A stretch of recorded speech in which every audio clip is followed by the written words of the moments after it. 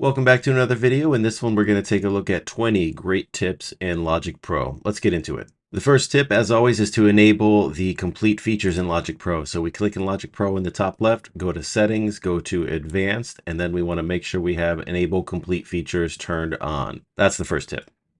The next tip is about fade tool click zones. Normally, if I'd want to fade a region, I might have to come up here to grab the fade tool, and then I can apply a fade to the region. But with fade tool click zones, you can come to the top right corner of a region and you can apply a fade just like that. And if you have multiple regions selected, it'll do it on multiple. To enable this, we're going to go to Logic Pro, we're going to go to Settings, we're going to go to General, we're going to make sure we're in the Editing tab here, and we want to enable fade tool click zones with this checkbox. You'll be able to bring your cursor to the top right corner of a region and create a fade just like that. Once you've enabled the fade, the next tip is all about changing the fade. So once you have it enabled, you can put your cursor into this sort of grayed out area here, and you can click and drag to change the nature of the fade.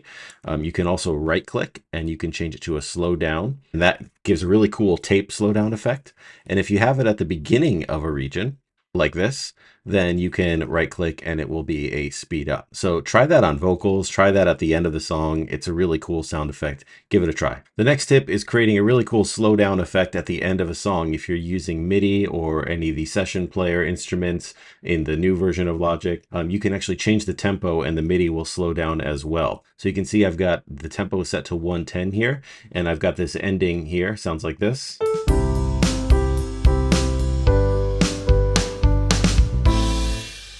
But what I can actually do is I can choose a spot, let's say right here, and I'm going to click, and that's going to create a tempo marker. And then I'll click at the end. It's going to create another tempo marker. I'm going to pull this one down. We'll go way down just to exaggerate this a little bit. And right now, nothing will happen. It'll just change tempo right in this last hit, which isn't what we want. We want it to slow down over this period. Here, I'm going to take this and drag it so we get that slowdown, and it's going to sound like this.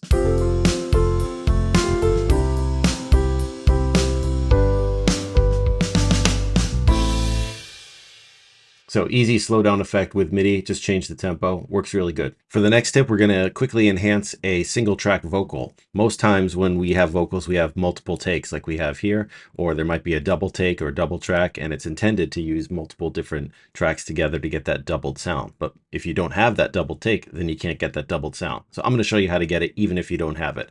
So I've got this single vocal, sounds like this. Leave the house that can be warm.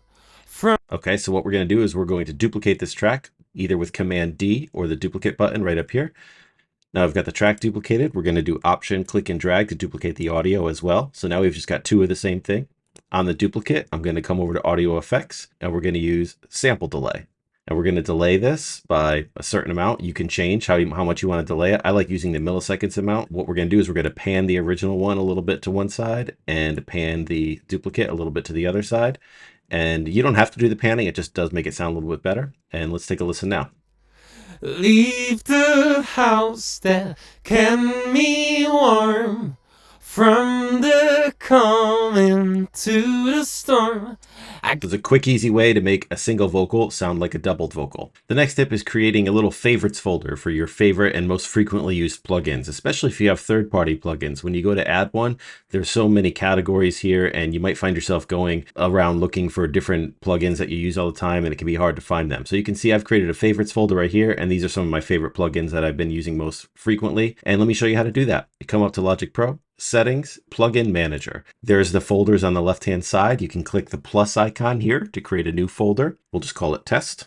Once you do that, the folder is empty, as I can see over here, but I can go back up to Show All, and then I can take any plugin I want and I can drag it into the test folder. And then when I open up my plugin library here, Test is here, and I can see that plugin here. Additionally, I can also go to the list of folders here and I can rearrange them. So I can drag them up and down to rearrange the list of folders, and I can right click a folder and remove it as well. So quick tip, make a favorites folder for your favorite, most frequently used plugins. Give it a try. For the next tip, we're going to take a quick look at the notes feature in Logic Pro. That's right up here in the top right corner. You click on that and you have a notepad, and I just put some example things in here. You could put in the key of the song or the time signature, what chords you want to use, ideas for lyrics or the actual lyrics, ideas for arrangement, a history of the edits you made, anything you want. You can just double click in here. Additionally, these are the notes for the whole project, but there's notes per track.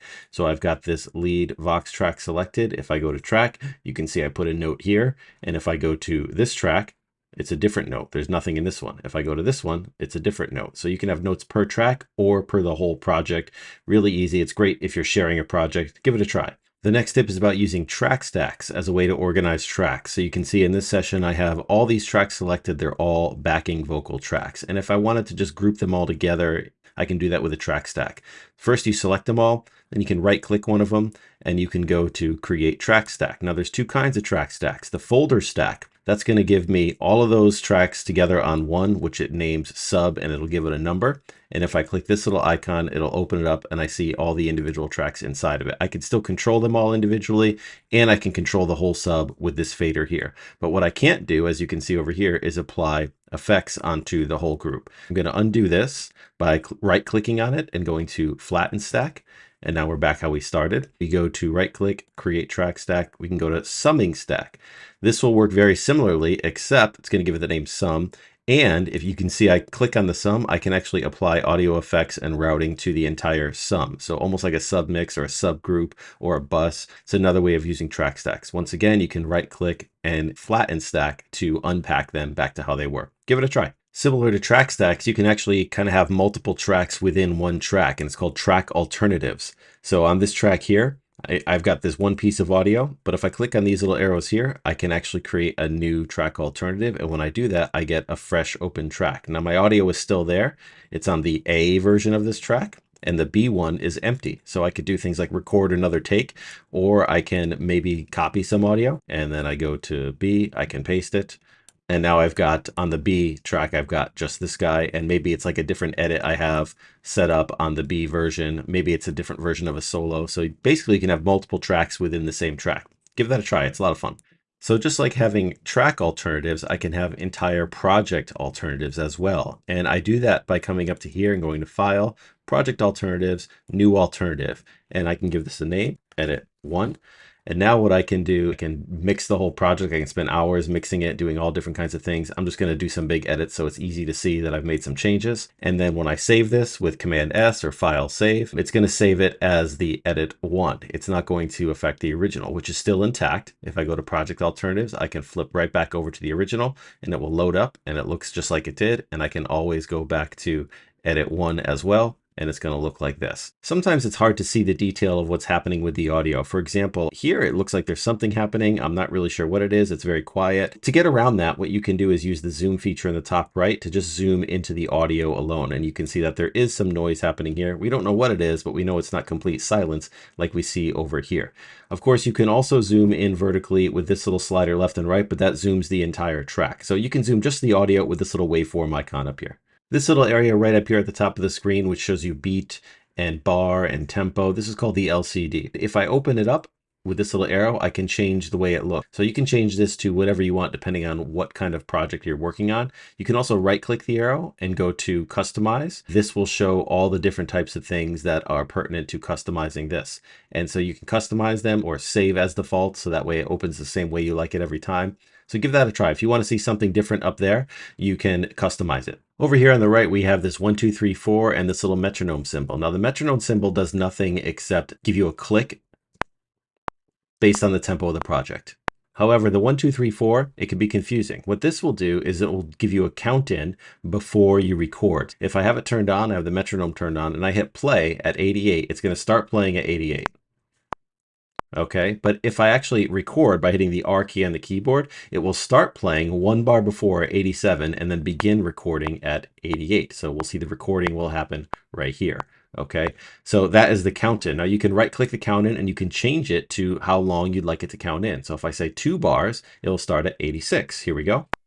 Starts at 86. It's not recording yet, and it will record once you get to 88. You can turn the count in on and off whenever you want, and you can turn the metronome on and off whenever you want. Really easy. Sometimes a piece of audio is just too quiet, and you might already be at 0 on the fader, and we don't really want to go past 0 on the fader if we can avoid it. So there's a couple different ways of turning this up. First, you can select the region and go to the region inspector up here, and you can actually add gain right up here. You can double click and you can hit 10. It's going to add 10 dB to that. So that's one way of doing it, and there's some faster ways of doing that as well. But another fun way to doing it is using a effect plugin. So if I open up this and I add something like an EQ, over here on the right of Logic's EQ, I can turn up the gain of the whole thing. But there's also just a utility called gain, and you can open that up and you can add gain right here up to 24 dB. So it's a fun little way to get gain. Try to get it on the plugins if you can, especially if your faders are already at 0. For this next tip, we're going to automate a effects send. So I've got this tambourine here, really simple, and it's being sent to bus 2, which is a stereo delay, but it's not being sent at all yet. It's turned all the way down. So the tambourine just sounds like this. But if I send it to the delay, it sounds like this. So that's really fun, but sometimes you only want that to happen on maybe one of these hits. We hit A to open up automation. This drop down here shows us what we're going to automate. We're going to go to main and we're going to automate the send one to aux 2, which is my delay. And now if I double click down here, I have a line that represents this knob here, and I can turn this up. I'll put another point here, and it'll send just this hit to the delay, and then we'll turn the delay back down. In fact, we can do a point here to anchor it. And now this send will turn up just for this last hit. Here it comes.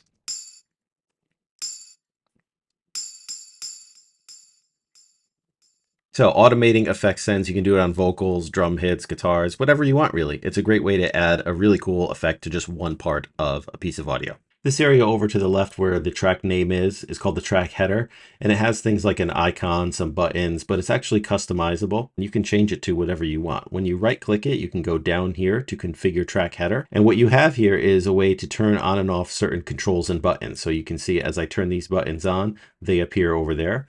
And you can also turn on and off certain controls, track numbers, the color bars can be turned on and off, track icons. If you don't like seeing the pictures, just shut them off. If you get it set the way that you like, you can click down here and you can say store as user defaults. And then any session you open up, you can hit apply user defaults and the track header will configure to exactly what you like. Give it a try. This next tip, kind of a quirky one, but a lot of people don't know. If you click on a piece of audio here and you come up to the little pencil, it opens up the editor window for that piece of audio where you can get really detailed about how you're editing. You can treat this window just like you would treat the audio directly in this view as well. There's a lot of controls hidden up here. There's flex controls here. So this is a fun window to get to know. You can also open up editors by double clicking the audio. And you can also open up editors by clicking it once and just hitting the E key on the keyboard, and then E again will close it. This works for MIDI, it works for audio, it's the same regardless of which one you're working with. So give that a try. In this session, the height of my tracks is all the same. Each track has the same height, meaning if I zoom in and out, they stay the same height. And it's really nice and clean, keeps it easy. Sometimes you might want to zoom really far into one track and you might find yourself doing this, and then you end up with another track that's zoomed really far out, and that can be confusing. Sometimes it can look like this. So here I've got a whole bunch of tracks all zoomed at different heights. It's very confusing, and if I zoom out up here, it doesn't matter. They're going to stay all different heights, and it's very confusing to see what's going on. So great tip, hold down shift, click on the border between two tracks, and they all will return to an identical height, and you can easily zoom in and out. Logic Pro comes with a lot of different sounds, all the different Apple loops, and all the different sounds within the software instruments. And not all of them are going to be downloaded, and you might end up in a situation where some of them have been removed for whatever reason. So if you want to get all of your sounds, we come up to Logic Pro and go to Sound Library, and you'll see the option to download all sounds, all available sounds, so you can do that. Or you can go to Open Sound Library Manager, where you can see which content packs are installed or not installed, and you can check them. It'll tell you how big they are, and you can choose to install them.